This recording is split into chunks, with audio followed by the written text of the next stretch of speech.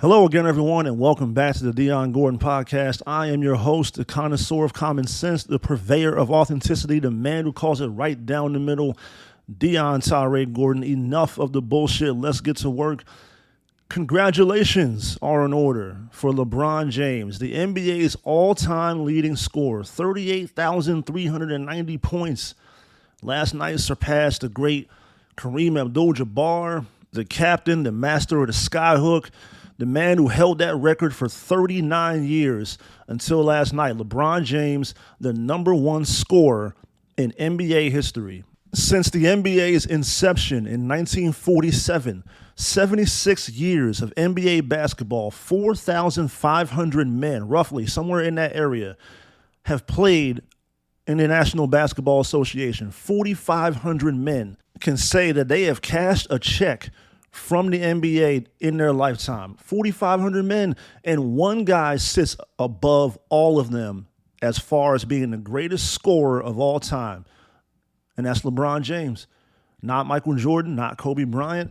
Karl Malone passed him up a long time ago. Last night went past Kareem, Wilt Chamberlain, Dirk Nowitzki, Dwayne Wade, Carmelo Anthony, Wardell Stephen Curry, Kevin Durant, James Harden, Dominique Wilkins, Bernard King back in the day, Pete Maravich. I mean, you name it. Any great scorer, anyone who ever played in the NBA that was defined and known and recognized as being an elite scorer, LeBron James scored more points than all of them.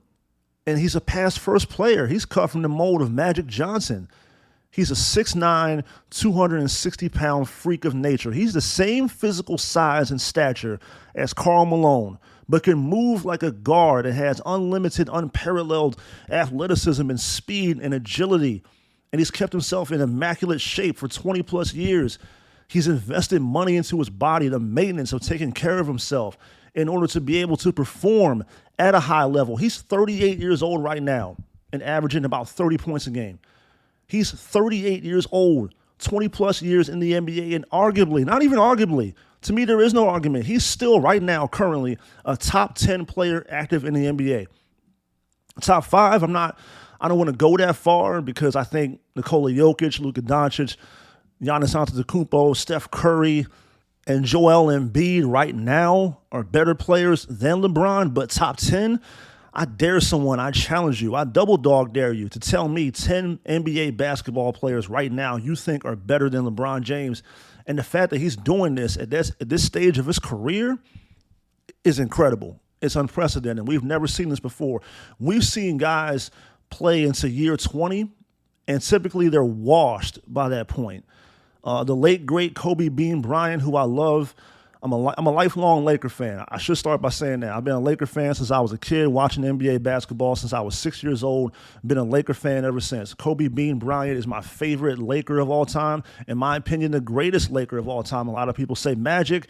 I say Kobe because I feel like Kobe, other than passing the basketball, Kobe did everything else better than Magic. I got unconditional love and admiration and respect for Kobe Bryant. Rest in peace to him. We'll miss him forever and always.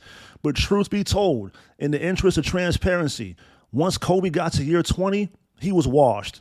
He was finished. He was a shell of his former self. He was clearly diminished, broken down, an assortment of injuries, every body part affected and fucked up. He was not the guy that he was in his prime. He certainly wasn't averaging 30 points a game like LeBron is. To see what he's doing at this stage of his career is remarkable. Also, consider this. We've never seen LeBron miss significant time due to a major injury. You've never seen that. You look at every other all-time great, at least at one point of their career, they had some kind of major injury they had to come back from, or it pretty much ended their career. The aforementioned Kobe Bryant, where do I start? He had a torn Achilles. He tore his rotator cuff. He had numerous knee surgeries over his career, sprained ankles, broken fingers, dislocated fingers. Kobe was always playing with some kind of physical ailment. He was always banged up and hurt. Michael Jordan, year 2 in the NBA, came down wrong from a dunk and broke his foot. You think about Larry Bird back in the day, had back injuries that cut his career short, took him out after 12 years. You think about Isaiah Thomas, he tore his Achilles. Dominique Wilkins tore his Achilles. You think about even like you think about LeBron's contemporaries, guys in the modern era. Kevin Durant tore his Achilles a couple of years ago in the 2019 NBA Finals. He's hurt right now. He's out with an MCL sprain, been out for about a month. Steph Curry is also hurt right now and has had numerous injuries over his NBA career. Remember, Steph struggled mightily with bad ankles his first couple years in the NBA. He had a shoulder injury a couple weeks ago. He had a bad foot. He had a foot or a knee injury last season. I mean, Steph gets banged up on a regular basis. You think about Derrick Rose. Derrick Rose, the youngest ever MVP in NBA league history, was on a Hall of Fame trajectory until knee injuries derailed all that, and ankle injuries and foot injuries.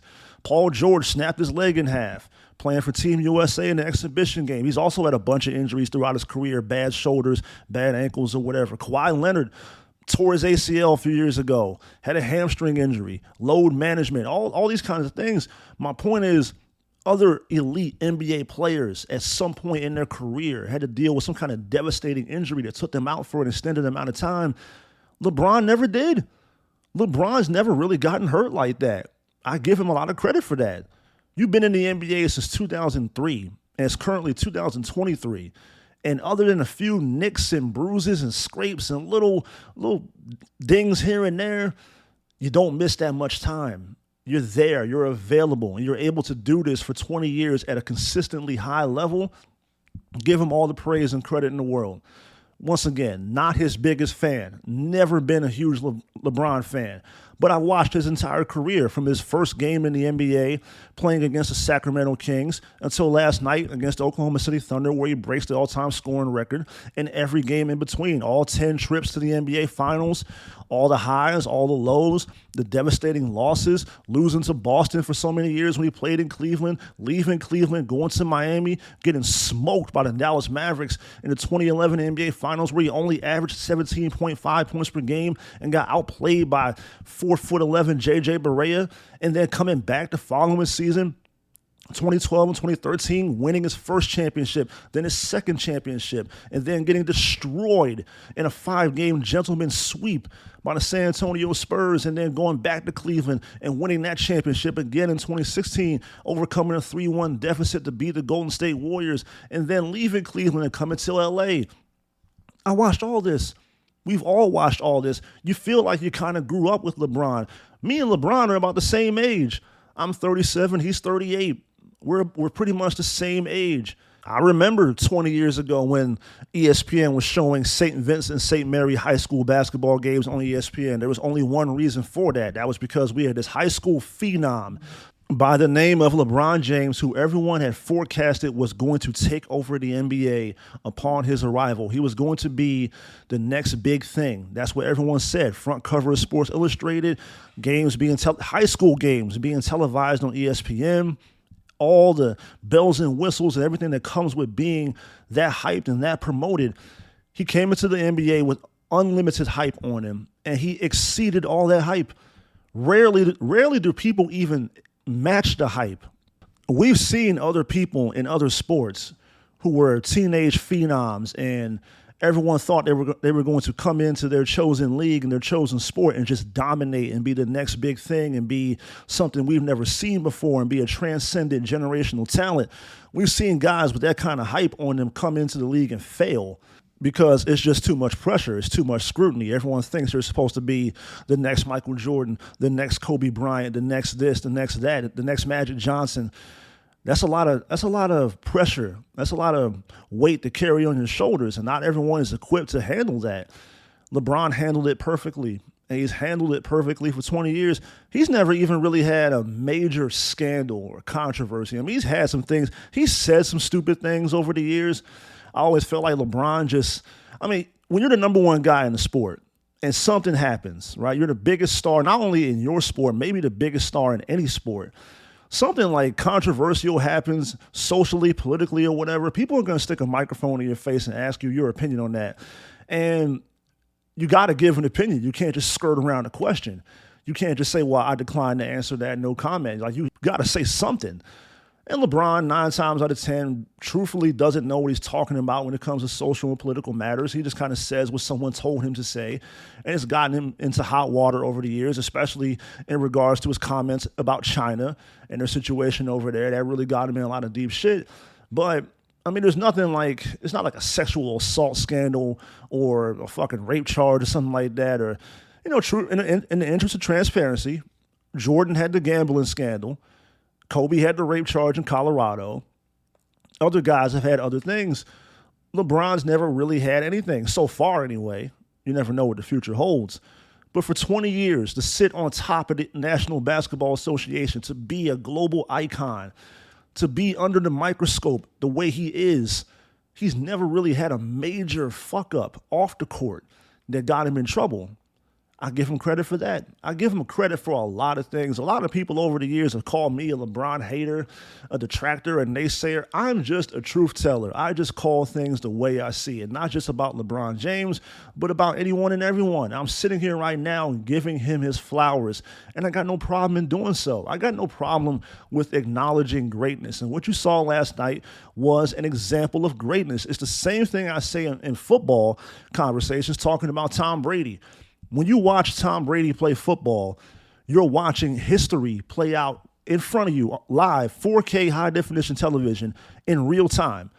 Say the same thing about LeBron James. When you watch LeBron James play basketball, you are bearing witness, pardon the pun, to history, to live, real history in 4K high definition television. This is for posterity. This is for future generations to talk about. You can tell your kids, your grandkids about this later on down the years, that you saw LeBron James play basketball. You saw Tom Brady play football. I saw Kobe Bryant play basketball. I saw Michael Jordan play basketball. I saw Peyton Manning play football. All-time greats, legends of the sport, icons, mythical figures in their chosen profession. It's a privilege to sit down and watch them and to be able to talk about them. I don't think the NFL is going to be the same without Tom Brady. And I don't think the NBA will be the same whenever the inevitable happens, whenever Father Time finally catches up to LeBron James and he retires in a couple of years. The NBA is not going to be the same. It's not going to be the same, regardless of how you feel about LeBron, good, bad, or indifferent. He's a polarizing figure, as is anyone who's ascended to that level. There's going to be people who like him. There's going to be people who hate him. There's people who hate LeBron because of the way he's always flopping and trying to politic to the referees to get a foul call. There's people who hate Tom Brady because of Deflategate and Spygate and the alleged scandals that always was floating around New England and Foxborough, and some of the nefarious tactics people thought they were trying to employ to win football games, and so on and so forth. Once you're on that level, people either hate you or they love you. They want to see you rise. They want to see you fall. Greatness breeds hate in our modern society. That's the culture we live in. No one really wants to acknowledge anyone. People come up with crazy-ass conspiracy theories and thoughts and outlandish, straight out of left field opinions and hypotheses about why someone's achieved so much in their career and their life, and try to make excuses for it and say, well, the NFL put them in that position. The NFL cheated for him. He was Roger Goodell's boy. He was this, that, and the third. They say the same thing about LeBron. Well, he was the chosen one. The NBA just wanted him to be front and center. They just wanted him to be the face of the league. They gave him everything. No one gave him shit. You're not given anything. You still got to go out there and play and perform. You still got to go out there and handle business. You still have to go out there and show everyone that you are that guy. And I give a lot of credit to the guys who are on top, who consistently get shit done at a high level. It's hard. It's got to be hard. It's one thing to even make it that far, to get to the NBA. Only 450 men are currently active in the National Basketball Association. Only 450 people walking this earth can say they have a job as a basketball player in the NBA right now. That's an elite fraternity. That's a short list. It's not a whole lot of people that can say they've made it that far. As I said earlier, only 4,500 people in general in 76 years of NBA basketball can say they played in the NBA. Now imagine you get to the NBA and you come in with all the hype and the scrutiny and the pressure and the comparisons, and then you exceed all that, and you put together a 20-year NBA career, and you dominate for the majority of that, and you win 4 championships. Now, yes, you also lost 6 times in the finals, but you got there 10 times. There's actual NBA teams that can't say they've played in 10 NBA finals. Facts. Even the Chicago Bulls, Michael Jordan's old team, they got to the finals 6 times, and they won 6 times. LeBron by himself across 3 different organizations has played in 10 NBA finals. That's impressive. And that should be talked about. And that should be held in high regard. The San Antonio Spurs, the Philadelphia 76ers, the New York Knicks, teams that have been around for the Detroit Pistons, teams that have been around for a long time and have history and have a pedigree, can't say they've played in 10 NBA finals. This one guy, he's an institution. I always say that Tom Brady is the unofficial 33rd team in the NFL. LeBron James is by himself the unofficial 31st NBA basketball team. He by himself is a franchise. I can't ignore accomplishments. I can't ignore the resume, the body of work. I can't look past what you actually did. I don't care about hypotheticals. I don't care about if this happened, if that happened, coulda, woulda, shoulda. Well, the NBA just cheated for him. Well, they did this. They made the game easier and softer for him. LeBron came into the NBA in 2003. I got to say this because I've been hearing and seeing a lot of people trying to downplay his accomplishment by saying, well, the NBA is so soft nowadays, it's watered down. Anybody can score a bunch of points. That is true. You do have games that end with a final score typically of like 148 to 142 in regulation, 48 minutes of basketball. The game last night, 133 to 130, 48 minutes of basketball. Yes, defense has pretty much been legislated out of the sport. The NBA is no different than the NFL, than Major League Baseball, the National Hockey League. Every sport has done whatever they can to try to manipulate the rules that favor the offense. They want points. They want production. They want fantasy numbers. They want gambling odds to increase, to also be incorporated into what's going on. It's all business. It's all entertainment. They want big numbers. People don't like defense. LeBron came into the NBA in 2003. When he came into the league, it was a rugged, physical, aggressive NBA. He was great in that era too. That's what so many people look past or just don't even want to see because they don't like LeBron.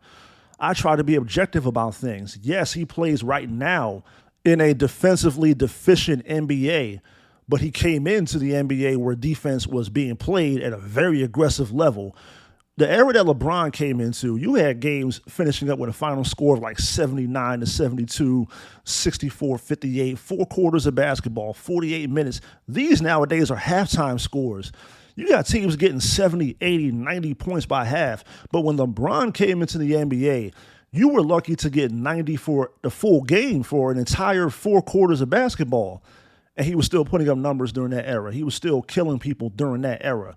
Like, he's never faltered. There's never been a down season for LeBron. That's another impressive thing about his career. There's never been, like I said about Kobe earlier, the last 3 or 4 years of his career, those were down seasons. Once he tore his Achilles, he was never the same. LeBron's never had that down stretch, that down season of his career. Has always been a consistent level of execution and excellence for his entire career. So you can't just say, well, the only reason he broke that scoring record is because he plays in a soft and watered down NBA. No, he's been around for 20 years and he's thrived. He's been an elite player for all 20 of those years. I won't even allow that. To me, that's bogus. To me, that's completely ridiculous to say, well, the only reason he broke the scoring record is because it's so easy to score in the modern NBA. No, that shit doesn't wash with me. I can't stand that type of shit, by the way. I hate, loathe, and despise anytime people try to say, well, the only reason they accomplished was because of this or that. I don't get it. Why do we live in such a hate-filled society? Why can't people just acknowledge someone and give them their flowers? And the conspiracy theories are the worst thing in the world to me. What? Because you saw some douchebag sitting in the driver's seat of his Ford F-150 on a YouTube video saying some shit that you already agree with? You believe all of that and you think that's gospel? You think that's legitimate? And you want to tell me, you want to try to convince me that I'm wrong and I don't know what I'm talking about because of some fucking YouTube video that you watched? No, that doesn't wash. That doesn't make sense. It's not legitimate to me. And I've had so many arguments over the years with people who want to float these dumbass, unfounded, baseless conspiracy theories that are rooted in complete bullshit about anything and everything. But usually the focus of the conversation is not wanting to give someone full credit. It transcends sports. It goes outside the realm of sports. I've had people tell me that Jay-Z is only successful in hip-hop because of his affiliation with the Illuminati. You can't prove that. That's why they're so stupid to me. You cannot factually prove that. And if the Illuminati is a secret society, a secret organization, how come so many people know about it? Sounds like a poorly kept secret to me. I'll never forget, I had a cousin of mine who told me that in the NBA Finals in 2012 or 13, when LeBron was still in Miami, she said to me there was a point in the game where LeBron took off his headband and threw it to the ground in complete disgust. And my cousin told me with a straight face, with seriousness and legitimacy, at least she thought so. She told me that when LeBron threw his headband, that was a signal to the Illuminati to then fix the game at that moment and make sure that Miami won the game. I looked at her and I said, you need to stop drinking shitty alcohol because it's fucking your mind up. You keep drinking Kentucky Gentleman, that leads to going around saying stupid ass shit like that. Him throwing his headband in disgust was a signal to the Illuminati to then fix the game so that the Miami Heat could win. If that's the case, why not throw your headband every game? You go 82-0. You'd never lose. You go like 100-0. You'd win the NBA Finals every year. Maybe he should have thrown his headband all 6 times he lost in the NBA Finals. Against Golden State, against San Antonio, against Dallas. He should have taken his headband off and thrown it to the ground in every game of those NBA Finals series. Doesn't matter. Even when you're going up against a juggernaut in Golden State with Steph Curry and Kevin Durant and Klay Thompson and Draymond Green and Iguodala and Sean Livingston, all these guys, David Lee, whoever, go down the list. Leandro Barbosa, whoever. Even when you're going up against a team like that and you are clearly outmatched, maybe LeBron could have taken his headband off and thrown it to the ground in complete disgust, and that would have told the Illuminati to fix the game and then fix every game in that series so that the Cleveland Cavaliers would have beaten the Golden State Warriors in the 2017 and 2018 NBA Finals. Apparently, it's that easy. Apparently, LeBron ascended to the highest level of the sport, became the NBA's all-time leading scorer, won a bunch of championships, MVPs, did this, that, and the third, all because of affiliation with the Illuminati. Get the fuck out of here. If you believe that shit, I have a timeshare in Hagerstown, Maryland. I'd be more than happy to sell to you. That's completely fucking ridiculous. I just can't stand that kind of shit. I hate it so much with an unmitigated passion. I can't stand that whole train of thought. Anyone who conveys those kind of thoughts to me is completely worthless. I hate it.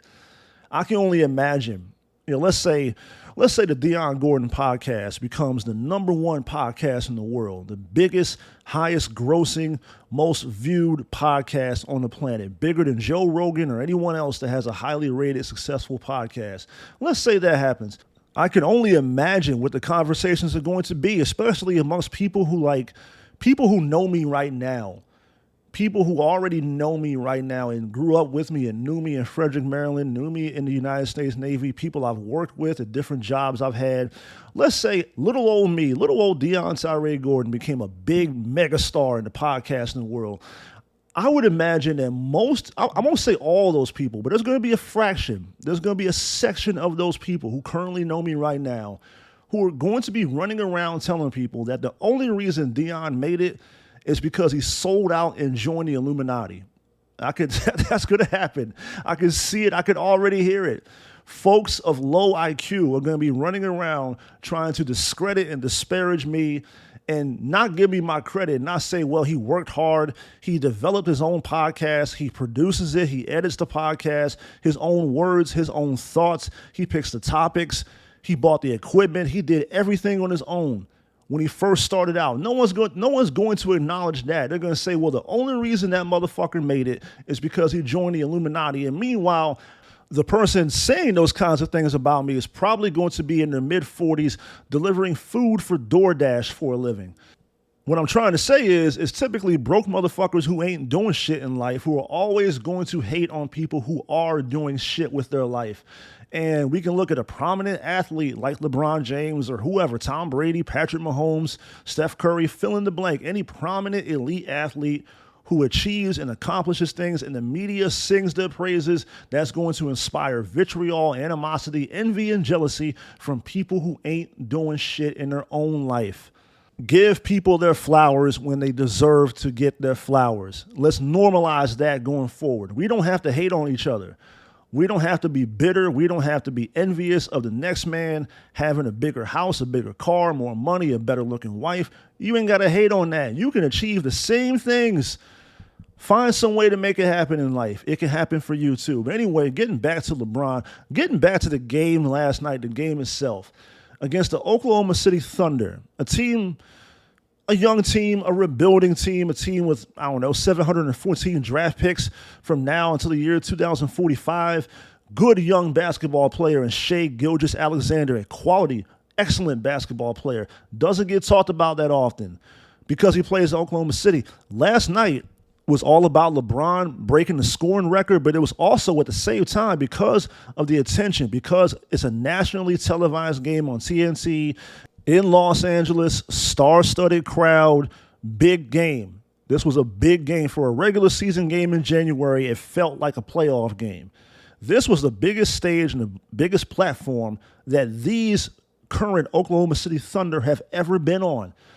And I was excited about seeing them play because, truthfully, you don't get to see OKC play that often unless you got NBA TV or the NBA League Pass or something like that. But they're never on TNT and they're never on ESPN. So I thought it was cool to be able to watch this good, I won't say good, not yet. They still have a losing record, but a young, exciting, vibrant, energetic basketball team that you don't get a chance to see that often. I thought it was really cool to be able to sit down and watch them play, in addition to watching history unfold right in front of me.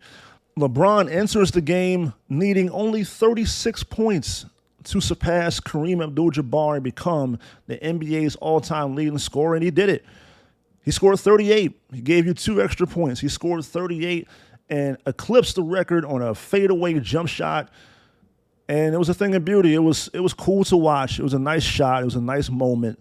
But here comes the tricky part. I've been singing LeBron's praises for about 30 minutes now. I'm not a hater. I don't just blindly hate people just because. I fashion myself as a truth teller. I pride myself in my objectivity and transparency. As I say at the intro of every podcast, I call it right down the middle. Yes, I thought it was awesome that LeBron achieved this momentous and prodigious record that many people thought was never going to be broken. I thought that was really cool. But as a Laker fan, as someone who's been a Laker fan my whole life, as someone who is watching this team currently this season struggle to get to a 25-30 win-loss record, 13th right now in the NBA's Western Conference, as someone who likes seeing the Lakers win, I was disappointed last night by the fact that they didn't win. They lost the basketball game, and LeBron only stayed on the court for 5 extra minutes, played sparingly throughout the fourth quarter, and then allegedly had an injury. He was favoring his foot. He was trying to wiggle his foot and his ankle around on the bench or whatever, and the commentators, Stan Van Gundy and Brian Anderson, were talking about, LeBron's limping. LeBron came up short. LeBron was slow getting up. I think LeBron's hurt. He's banged up. I didn't see an athletic trainer working on him. I didn't see him getting any kind of attention. And it was a close game. It was a close, winnable basketball game down the stretch. When LeBron left the game, it was 129-123 Oklahoma City. 2-possession games, 6 points. That's 2 threes. You can win this game. And I just feel like if you're going to break the scoring record, you should also win the game. When Kareem broke the record back in '85, the Lakers won the game, 129-115 over the Utah Jazz. When Kobe scored 81, the Lakers won the game against the Toronto Raptors. When all those legendary, iconic performances that Jordan had, the double nickel at Madison Square Garden against the New York Knicks, the Bulls won that game.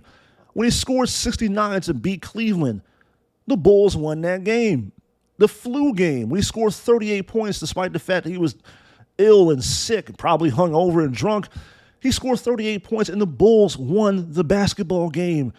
When Steph Curry broke the three-point record last year against the Knicks, the Warriors won the basketball game. I just feel like it's kind of empty. Like, here you are, you break the all-time scoring record. You achieve something that many people thought couldn't be achieved. And it's awesome. It's a great moment. It's wonderful to witness and to watch and everything. I'm happy for you. Yes, that's great. Round of applause, standing ovation. Well-deserved. He gave a speech in the middle of the game. They stopped the game. I have no problem with any of that.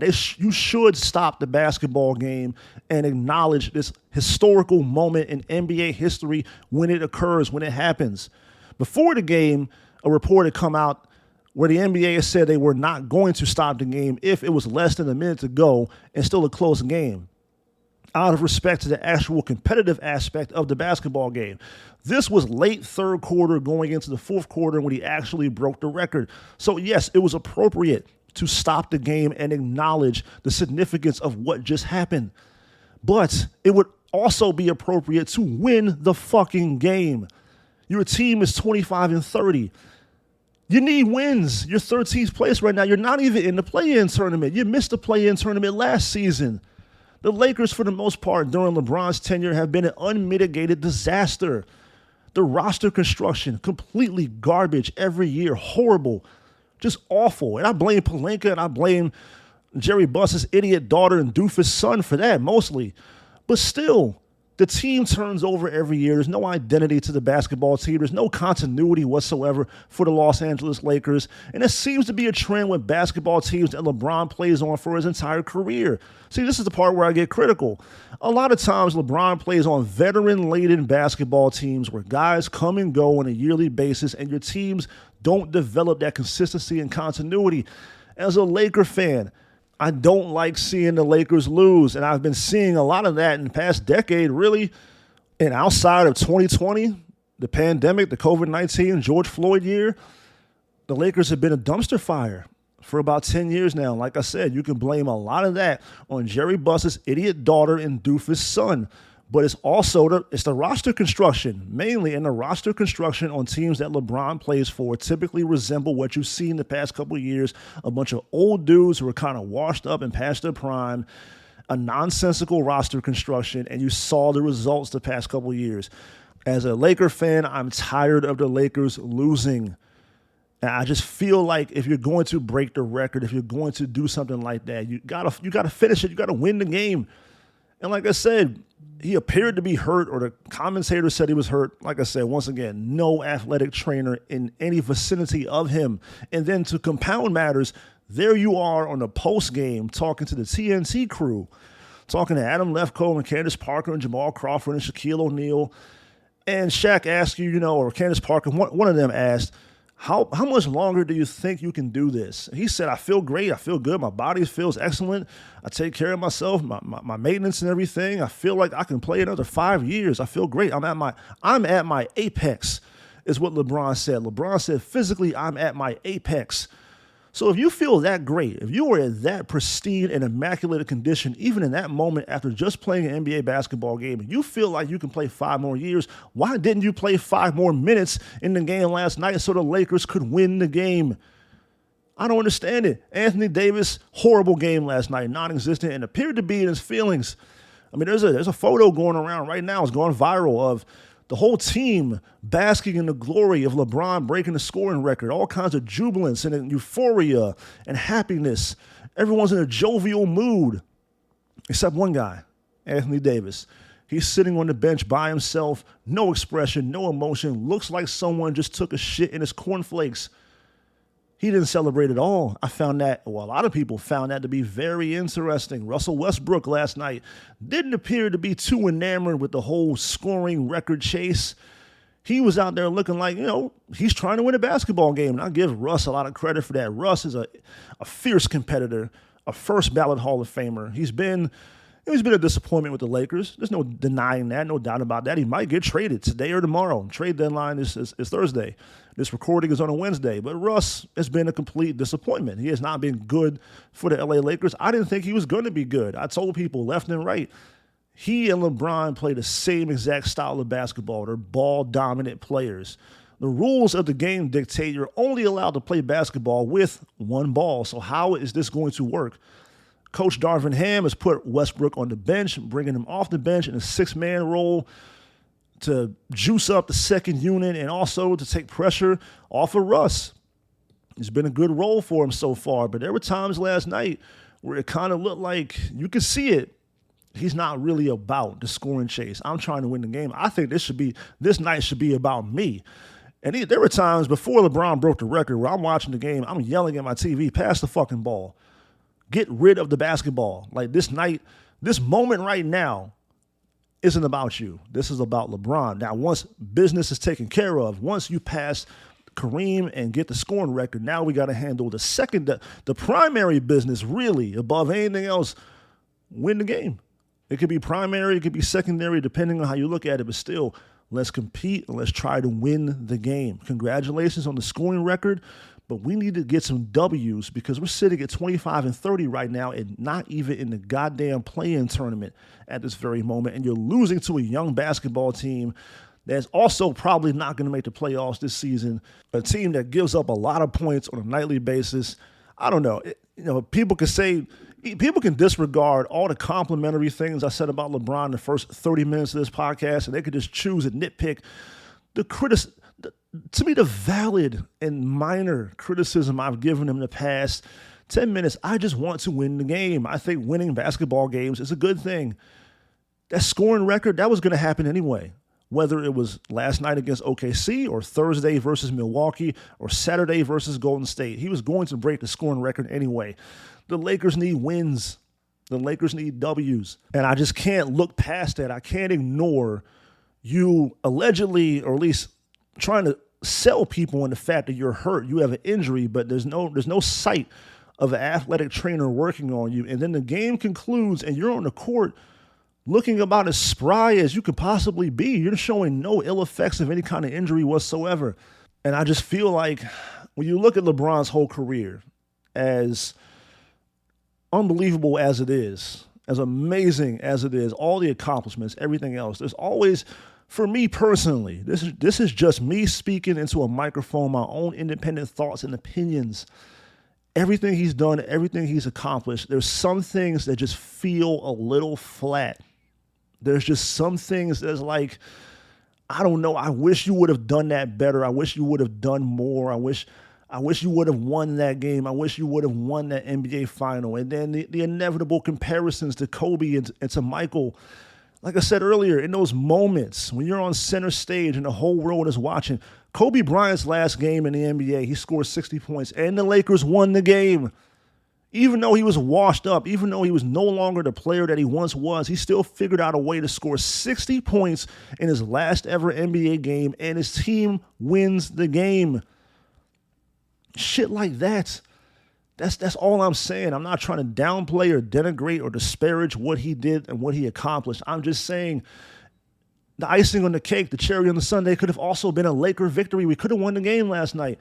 And at the risk of sounding like a hater, Michael Jordan would have won the game last night. Kobe Bryant would have also won the game last night. I'm just being honest. I'm just, like I said, I call it right down the middle. I call it the exact way that I see things, the thoughts that pop into my head when I observe things happening, my honest, authentic emotions and thoughts I'm conveying to you right now. That's just what I believe in. Kobe and Michael would have also won the game. They would have finished the game in a way that was appropriate.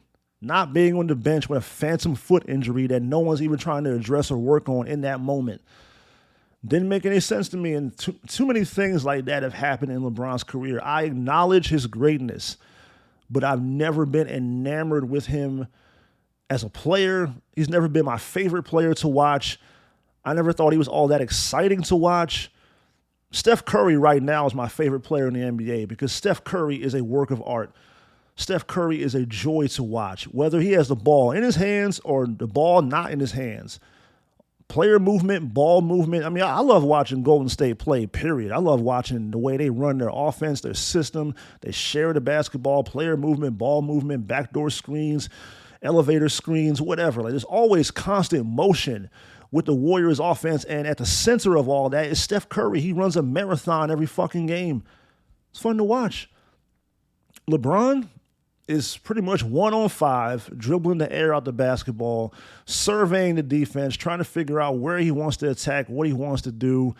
Doesn't really play in the framework of a team offense. Like, you're never going to see LeBron come off a screen, catch and shoot, and bury a three. It's not his game. That's just not who he is. He's worked on his game over the years. He's developed different aspects of his game. In particular, the three-point shot. He's gotten I won't say very good, but he's gotten better at that in the past decade. Give him credit. Acknowledge who he is. But for me personally, I could never 100% embrace him. As far as this endless, incessant, nonstop GOAT conversation is concerned, I'm almost at the point, I'm tired of hearing other people talk about it.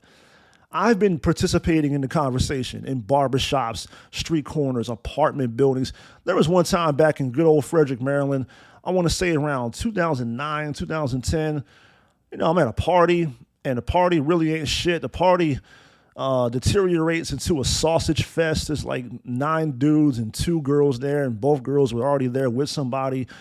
Like I said, complete sausage fest, complete waste of a night. So everyone just gets drunk and starts talking shit. And a basketball argument breaks out. And the argument is, who's better, Kobe Bryant or LeBron James? This argument escalated to the point where it was so passionate, so loud, so much discourse, so aggressive, like brothers in each other's faces making points about who's better, Kobe or Michael. The next door neighbors at this apartment that I was at called the police for a noise disturbance. We were that loud, having an argument, having a conversation about, is LeBron better than Kobe or is Kobe better than LeBron? That's how passionate we were. That's how animated we were about this conversation. I've been having the GOAT conversation for so long, I borderline don't even care about it anymore. I'll just say this. I think it's all subjective, a matter of conjecture. It's all about, who is your favorite? Who do you like? Who did you grow up watching? That's what it comes down to. I was born in the 80s. I grew up in the 90s. I grew up watching Michael Jordan play basketball. I'm a child of the 90s. I wanted to be like Mike. I drank Gatorade. I asked my mom to buy me Hanes underwear. I wanted to go to McDonald's. Everything. Duracell batteries or whatever Jordan was selling, Energizer Bunny batteries, whatever fucking battery company he was endorsing back in the day. I wanted Energizer batteries because Michael Jordan was endorsing them. I went outside on playgrounds all the time and tried to recreate all of Jordan's iconic shots and moments and everything. The shot on Elo in the 89 Eastern Conference semifinals against the Cleveland Cavaliers. I tried to emulate that so many times. The shot against Brian Russell in Game 1 of the 97 NBA Finals. The shot against Brian Russell in Game 6 of the 98 NBA Finals. I tried to replicate these moments so many times on the court because I grew up in the 90s and I'm a Michael Jordan fan. That's my guy. So whenever the GOAT conversation comes up, who's the greatest basketball player of all time? My opinion, my affiliation, my favoritism goes towards Michael Jeffrey Jordan. That's the guy I like. That's the guy I grew up watching. Like I said, there's no real way to quantify this. There's no way to prove it. There's no definitive way to articulate who is the greatest basketball player of all time. It's opinion-based, and it's also age-based. It's about what era you grew up in and who you watched playing basketball growing up. I got an uncle that tells me that Dr. J, Julius Erving, in his opinion, is the greatest basketball player of all time. I respect that. I respect that 1,000%. My uncle was born in 1966. He grew up watching Dr. J. That was his guy. That's who he idolized. That's who he patterned his game after. That's who he wanted to be like growing up. That's just what it comes down to. If you're even older than that and you saw Bill Russell and Wilt Chamberlain play, those are your GOATs. Those are the guys that you think are the greatest players of all time. If you grew up in Boston and you idolized Larry Bird growing up, you think Larry Bird's the GOAT. You think Larry Bird's the greatest basketball player of all time. Same thing, if you grew up in Los Angeles, you think Magic Johnson's the man. I mean, it's all opinion-based. It's all subjective. There's no way to actually prove this shit. People talk about quality of competition. People try to say that Jordan played against a bunch of plumbers and substitute teachers. I hate that so much. That's so disrespectful. That's so dismissive. And it also shows a complete lack of awareness about the history of the sport. Certain people of a certain age shouldn't even try to talk about sports Talk about what's going on right now because you're seeing that, but you really can't speak about shit that happened 30, 40, 50 years ago if you're not like an aficionado of the sport, a history buff like me. If you don't know any better, don't speak because all you're doing is showing your ignorance. It's disrespectful to say that Jordan played against nobody. Are we calling Patrick Ewing a nobody? Are we calling Charles Barkley as a basketball player a nobody? John Stockton, Karl Malone, Reggie Miller, David Robinson, Alonzo Mourning? Are we calling those people nobodies? Clyde Drexler, Isaiah Thomas, Joe Dumars, Dominique Wilkins. I mean, the list goes on and on, man. We're talking about elite basketball players, like some of the greatest basketball players of all time. And Jordan played against those guys in their prime, and Jordan kept a lot of those guys from winning championships. You got guys like Barkley and Ewing and Stockton and Malone walking around with 0 rings because inevitably, at some point in time, you had to go to Chicago and try to win a championship. And the boogeyman, the black cat, as Reggie Miller calls him, Black Jesus, was waiting on you. Judge, jury, and executioner, the Undertaker, was waiting to bury you in Chicago every spring in May and June en route to yet another championship. I hate when people say that Jordan didn't play against anybody. He played against the men of his era, great basketball players, great teams, those Trailblazers teams of the late 80s and the 90s with Drexler and the late, great Kevin Duckworth, the late, great Drazen Petrovic, the late, great Clifford Robinson, Terry Porter, all those guys, man. Buck Williams, great basketball teams, unbelievable basketball teams. They just couldn't get over the hump. They couldn't beat that dude in Chicago. The Knicks of the 90s with Ewing and Oakley and Starks and the late, great Anthony Mason, all these guys, Derek Harper, Greg Anthony, the list goes on and on, Charles Smith, whoever, great basketball teams couldn't beat the Bulls. The Atlanta Hawks, the Cleveland Cavaliers of that era, the Utah Jazz of that era, the Seattle Supersonics in 96 with Peyton and Kemp and Detlef Schrempf and Hersey Hawkins and David Wingate and Sam Perkins. All those guys. This is a great basketball team that couldn't beat Michael Jordan and the Chicago Bulls. All-time great, top 75 NBA players played in that era too, and they deserve to be respected. They deserve to be acknowledged for their contributions to the sport, and it's shameful and flat out stupid that people try to downplay what they did and what they contributed to the sport. LeBron plays against great players too in his own era. He played against Kobe. He plays against Steph Curry and Kawhi Leonard and Kevin Durant, Dwayne Wade, Tim Duncan, Dirk Nowitzki, Paul Pierce, Kevin Garnett, Ray Allen. You look at the battles, the wars that LeBron's been in his whole career. When Cleveland first started making noise and first started making the playoffs, they ran directly into that buzzsaw in Boston. Then you had to get over the hump in 2007 and try to compete against that Detroit Pistons squad of the mid-2000s. Ben Wallace, Rasheed Wallace, Chauncey Billups, Rip Hamilton, Tayshaun Prince. That rugged, defensive-minded, physical bar fight, knockdown, drag-out slugfest of a basketball team. You had to go up against them, and LeBron had a game against them back in 2007. He scored 25 consecutive points to win that game, to lead Cleveland to victory and eventually beat the Detroit Pistons and move on to that 2007 NBA final. He played against the San Antonio Spurs back when they were still the San Antonio Spurs in their prime, at their apex, when they were still a championship caliber basketball team. He had plenty of wars against them. The Orlando Magic, that 2009 Orlando Magic squad, Dwight Howard, Turkoglu, Jameer Nelson, all those brothers, Rashard Lewis, very good basketball team for a short window. LeBron had to go against them, those Boston Celtics teams. Then out of nowhere, the Golden State Warriors become the dominant franchise in the NBA. LeBron went to war versus them. They won 73 games in 2016 and lost the NBA Finals to the Cleveland Cavaliers being led by LeBron James. Had a 3-1 lead, choked, failed, and blew it, and lost 4-3 at home. Game 7 in Oracle Arena, the chase down block by LeBron, blocking Andre Iguodala. He had plenty of battles versus Golden State. Kyrie Irving with the big 3 in that game that cannot be ignored. Kyrie with a huge 3, the biggest shot in Cavalier history. But still, LeBron was the MVP of the finals. He was the best player in the NBA Finals series. He had that big block on Iguodala, the aforementioned block on Iguodala. Battles, wars, fights, legendary moments in playoff series and finals appearances versus some of the stiffest competition in NBA history. And he survived all of that. He's outplayed and outlived all that. The Bulls were a good team. Back when Rose won MVP in 2011, LeBron took them out. The Indiana Pacers of that era, a young Paul George, pre-leg injury, Roy Hibbert, David West, Danny Granger, physical, aggressive, rugged basketball team. Miami Heat always beat them. LeBron always beat them. Let's give people their flowers. Let's normalize acknowledging people's greatness and success and achievements. Let's normalize giving people their flowers. It's okay. It's not going to break you down to build somebody up. It's okay to uplift other people and celebrate their accomplishments. It's okay to do that. There's nothing wrong with it. You're not going to lose anything just because you celebrated someone else. So with all that being said, in that vein, congratulations to LeBron James, the NBA's all-time leading scorer. Is he the GOAT? Is he the greatest basketball player of all time? Once again, that's up for opinion. That's conjecture.